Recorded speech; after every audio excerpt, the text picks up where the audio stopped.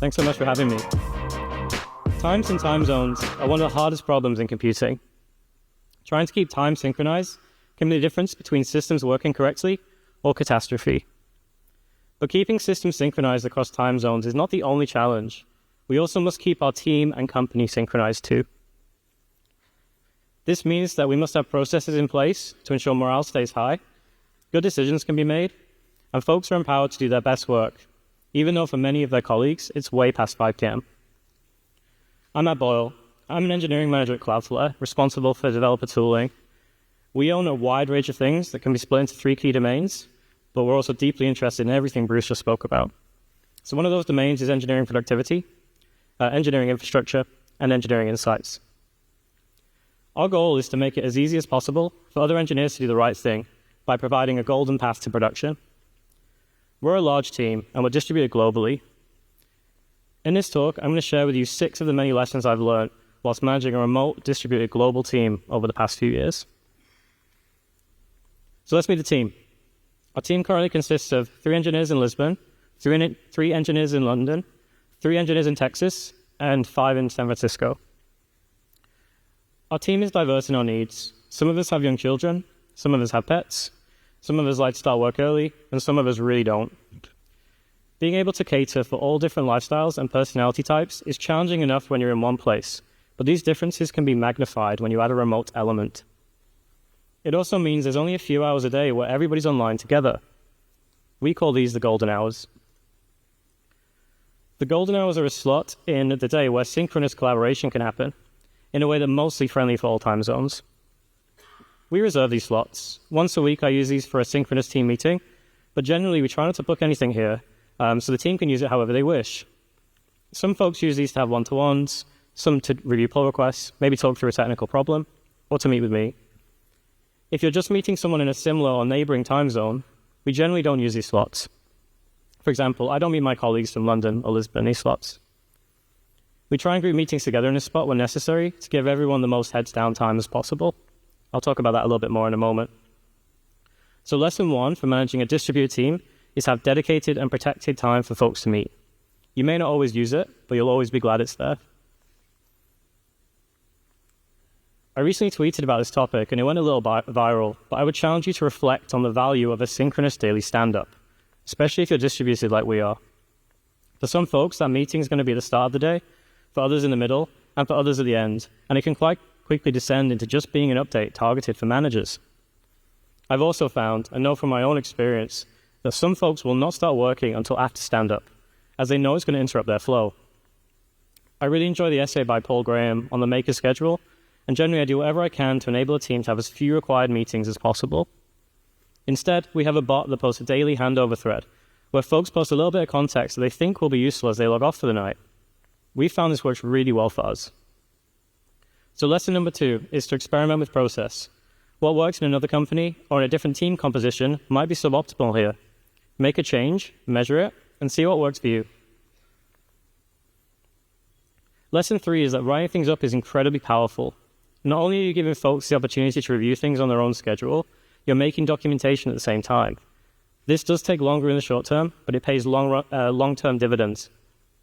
Cloudflare has a huge internal wiki, and our external blog posts are great documentation for ourselves too. We're currently experimenting with architectural decision records to further increase the amount of artifacts that get produced per project, and we've been long-time proponents of RFCs.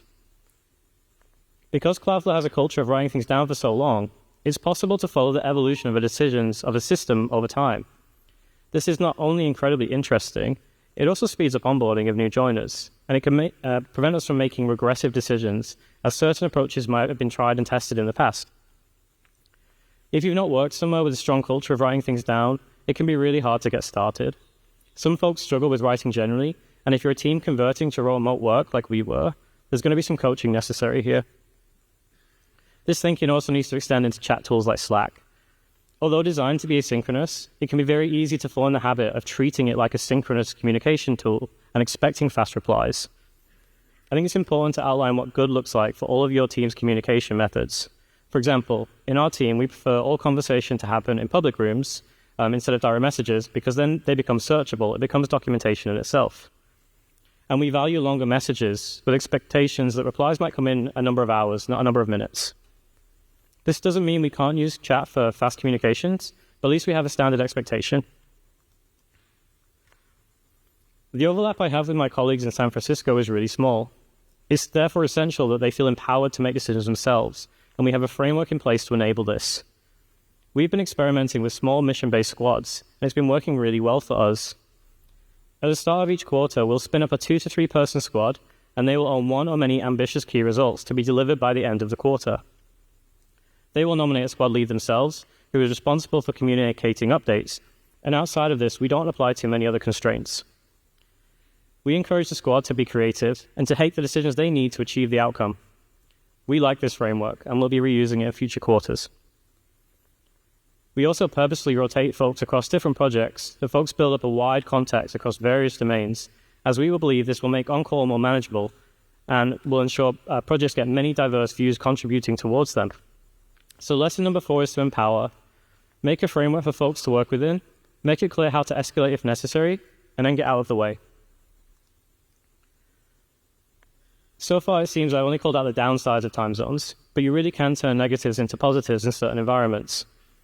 At Cloudflare, we have a 24/7 on-call rota, and by leveraging the time zones, we can minimize the amount of time outside of typical working hours somebody has to be on call. Furthermore, once you figure out a means of communicating that works for your team, if you can figure out how to hand projects off between time zones, you can deliver projects exceptionally quickly without any loss of quality. Josh spoke about this in his talk. They needed it to be successful, and if you can figure this out, you will be too. So lesson number 5 is always look at how you can turn a potential weakness into your team's greatest strength.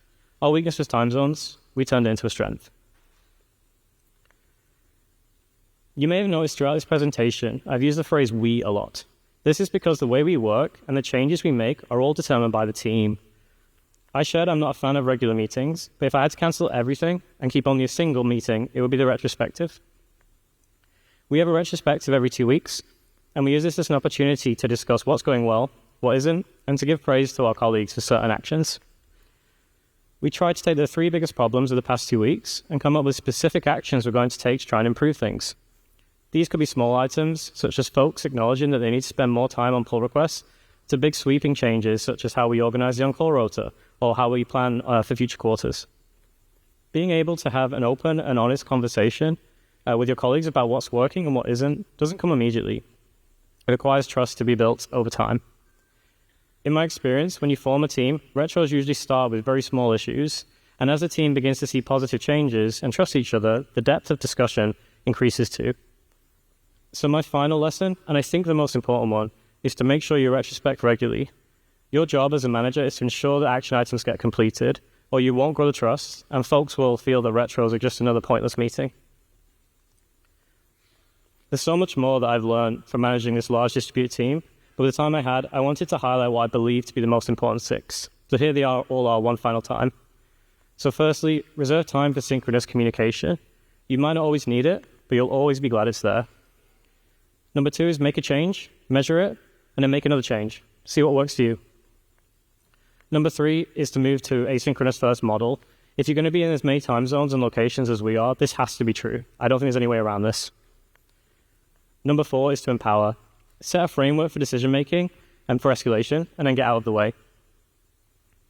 Number 5, I wrote embrace the time zone, but I think the bigger learning here is to look at your weaknesses and your constraints and see that in specific opportunities or specific scenarios, you can turn them into a strength.